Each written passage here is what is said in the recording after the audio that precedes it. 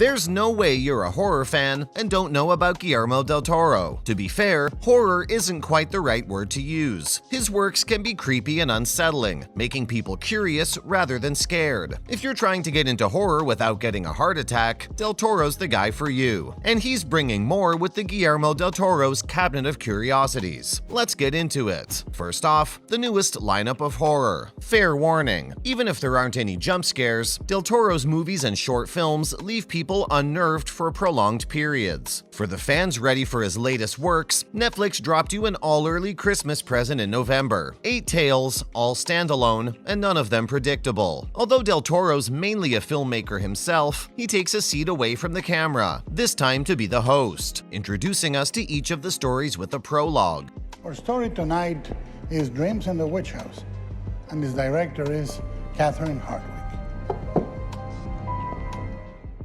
The stories are instead directed by a completely different set of people, one for each episode. What's impressive is that we'll see how people put together horror films in such different ways from each other, and we can't wait to decide which one we like the most. Bringing scary stories onto the screen always amps up the creep factor, but very few people can do it right. So we're hoping we won't be disappointed by what we get. The real question is, will any of them be able to beat the visual storytelling of Guillermo del Toro himself? These guys must be something if Del Toro's on board the show. We've got a selection of classics that carry gothic and cosmic horror themes at their core. Hold on, there's more good news. The series is going to have 2 H.P Lovecraft stories that aren't all that well known, but they're still just as scary as his other works. And it will also have 1 new original account by Del Toro himself. Now for How's the Hype Looking? So far, the anthology's proven that horror stories and filmmaking techniques are elite in the industry. Stories and amazing directing aside, critics are blown away by the amount of detail that went into production. The props, the sets, and the costumes took immersion to the next level. We can't deny it. You should see it yourself if you haven't already. Del Toro's taken great pride in making this show, having a figurine of each director to introduce at the beginning of each episode. Their warrens are complex and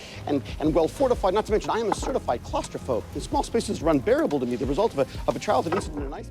This is a pretty diverse list of directors: Jennifer Kent, Panos Cosmatos, David Pryor, Anna Lily Amirpour, Guillermo Navarro, Vincenzo Natali, Catherine Hardwicke, and Keith Thomas. Do any of these names ring a bell? Let us know. Each of these directors has at least one popular horror movie you may have heard of, even if you haven't watched it. But these directors couldn't have done great work without great actors' help. The cast is a fantastic ensemble of talented people that genuinely capture intense emotions to drive the stories home. Even Rupert Grint is in one of the episodes. You know, Ron from Harry Potter, except he's blonde, so we confused him with Tom Felton, the guy who plays Draco Malfoy. Next up, Old is Gold, and it's making a comeback. Hosting horror stories as a framing device is rarely done in today's world, but it's a fan favorite.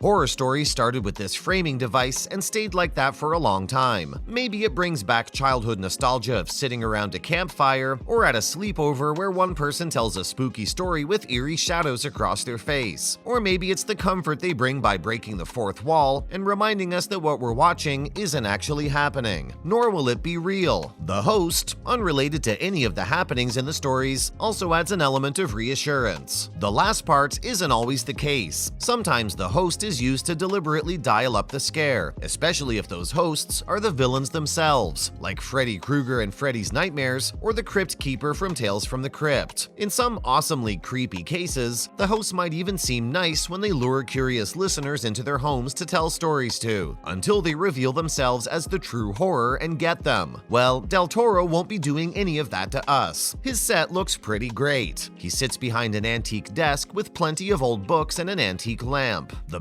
background is dark, but we can see him in his black vest and tie over a white button-down. He looks like a lovely old who just wants to keep the little ones simply telling tales of caution. We're listening. What's more, a possible sequel to this season. Hey look, more good news. While we're not sure if a contract has been renewed for season 2 yet, Del Toro's already got a list of directors for it. Guess the first season must have been a blast to make and we won't complain about getting more. Honestly, we deserve this. Those before us had some great great anthologies to binge on and go back to every Halloween, like Goosebumps and American Horror Story, so there's a demand for something new on the market. But what will it take to keep Season 2 going? While the first season dealt with the classics, we think it'll have to up its game and bring in a bigger writing team to keep the ball rolling smoothly. Del Toro had to write 2 episodes for the first season, which means there weren't enough people on the team to begin with. Many horror stories we see on TV hardly move away from the typical lore of Western horror that we've grown up with.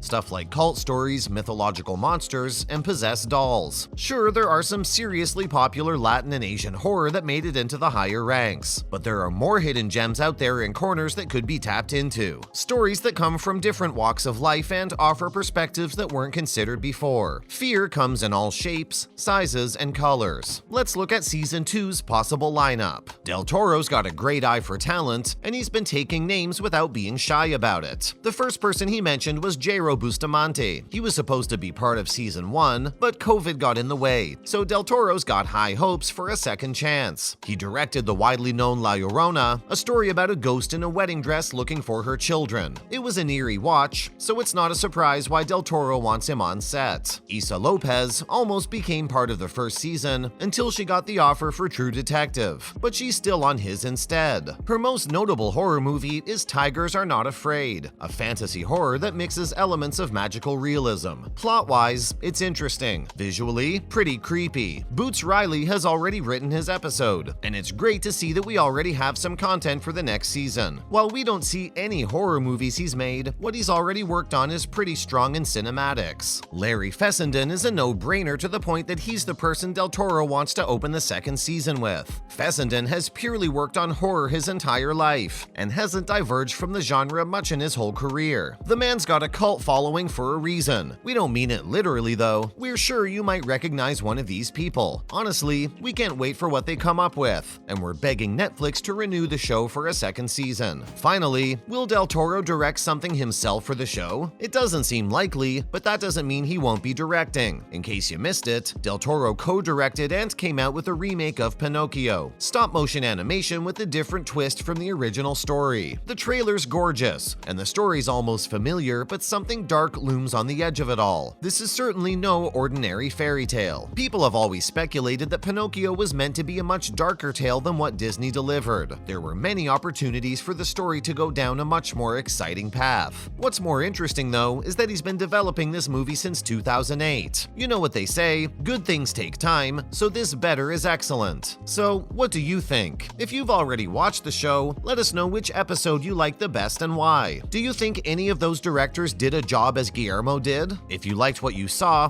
be sure to drop a like. And if you want more stuff like this, give us a follow, so you're always tuned in for the latest news. With that said and done, we'll see you in the following video.